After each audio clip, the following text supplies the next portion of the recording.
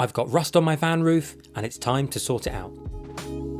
I'm pretty lucky that my van's in great condition, but I noticed 4 spots of rust on the roof, and after putting off repairing them for longer than I care to admit, I'm now tackling it. I don't know what caused the areas to start rusting, and it appears some paint was applied to cover them, but it's degraded quite a bit, and I definitely want to get them sorted so they don't cause any further damage to the roof. I started by cleaning the van roof and then masking off the area I'll be working on before I started sanding the first rust spot.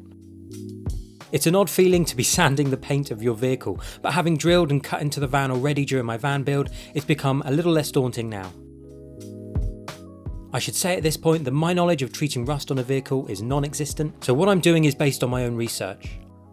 No one really sees the roof, so it's a good place to attempt a repair, and I'm not too worried about it being perfect, as I know it won't be.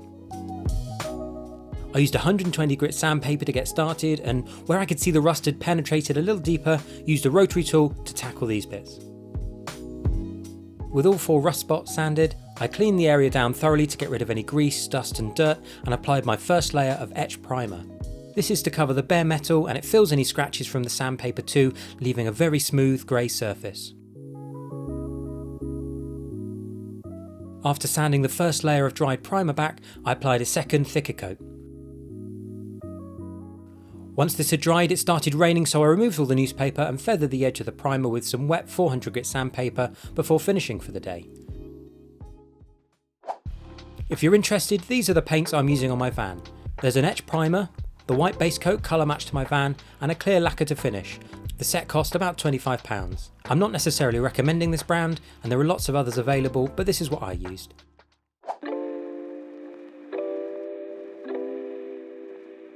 The next day I relined the roof with polythene sheets, as the newspaper had been leaving some ink marks on the roof, and could continue with the third coat of primer.